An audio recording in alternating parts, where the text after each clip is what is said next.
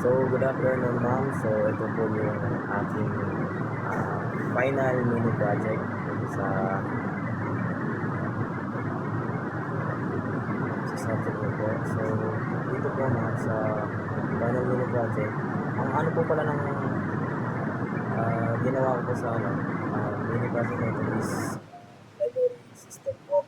So, dito po, makikita natin yung add books sa HTML. So, ito po yung code.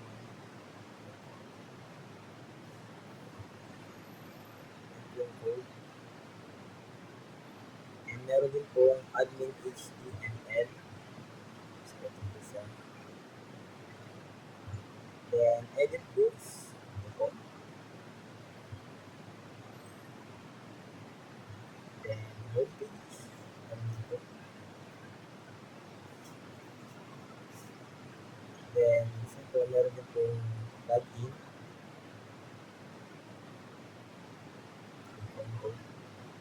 Then, read all books. Meron din po. And lastly, the read one books. So, papakita ko na rin po yung sa app.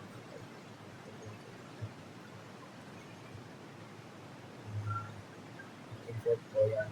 Plus, render template, request, redirect, and plus again, seasons. Seasons, and season.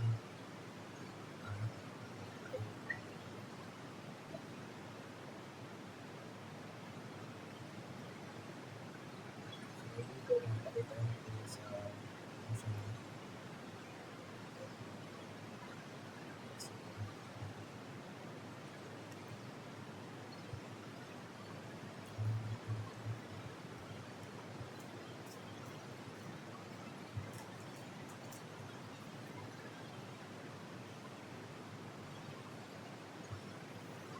So, mapupunta po tayo dito sa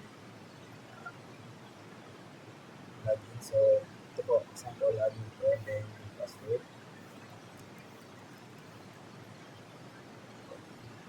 So, dito po ma'am sa admin, mag-edit po tayo ng data ng mga books. So, example po dito. Sa The Great Gatsby. So, i-view po natin. Pag i-view po natin, makikita po natin yung info ng book. Yan po. Ito po yung ID niya, B001. Then, yung circulation ability status niya is available. Then, yung author and creator ng book. So, ito po si Scott Fitzgerald. Then, yung ano po, yung classification po ng book is fiction or yung tema.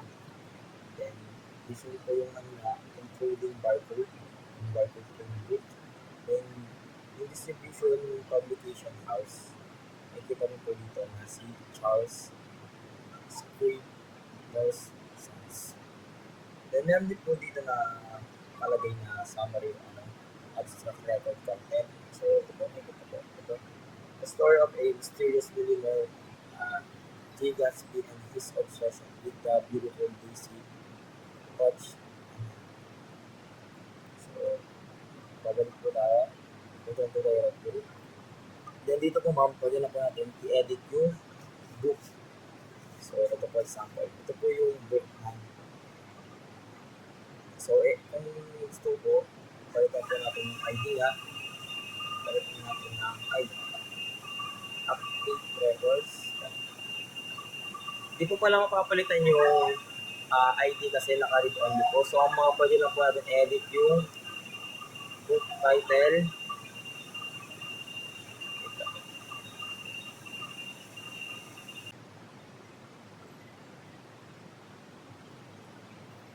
So, yun. Example, i-edit po natin yung title. Ilalagay po natin example, the words. Then, kung gusto kong palitan yung pangalan, example, papalitan natin ng Brian. Kunyari, yung ano lang, first name lang papalitan natin. Then yung pag t-shirt, pwede natin palitan. So,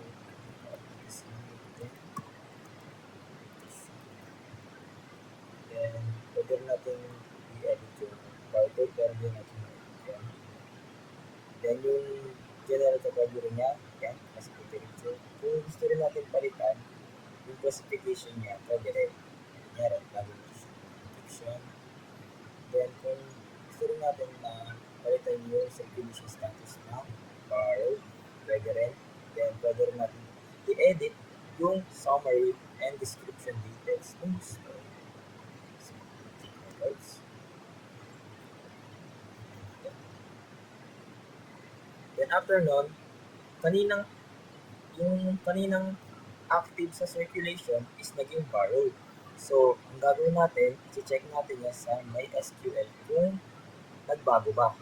Example, yung dito, yan, available stocks. So, pag nirefresh natin, ayun, naging borrowed na, then ang first name ng author, nag-iba siya. Okay? After nun, kung gusto naman natin i-delete,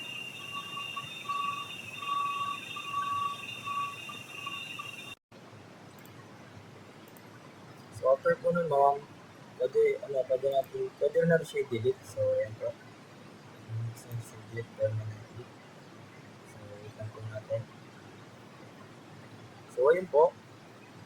Wala na po siya dito. Then, pag pumunta po tayo sa SQL, then pwede natin itong refresh. Makikita po natin na wala na po yung book. So, ayun po. Tapos, dito pala ma'am, sa isang feature sa system, pwede po tayo mag-register ng bagong libro.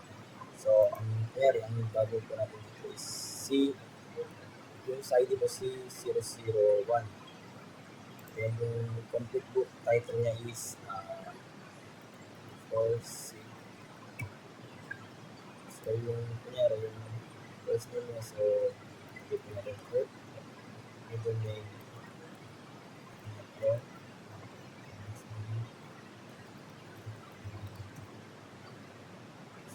Sa label naman, nakabitaw na dito.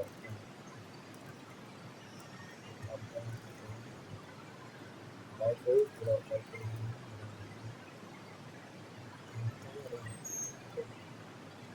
kunyari, gusto naman natin dito is fiction, then available. Then, kaya natin yung summary na so, submit transaction. So, wait lang po natin. So, ayun po, bukas na yung new book na ginawa natin. Then, tuloy tayo sa MySQL. Then, pag click natin itong refresh, lalabas na yung book na pinag-edit natin. So, yun lang po ma'am. Thank you po. So, good afternoon again ma'am. So, ipapakita ko naman po yung function na sa API to MySQL. So, una po dito ma'am, i-read po natin yung books. I-review po natin lahat. So, yan. Sinagot ko lang po pala ma'am. So, ito po. Yan, ito po. Makakount po yung book na sa ito po. Sa may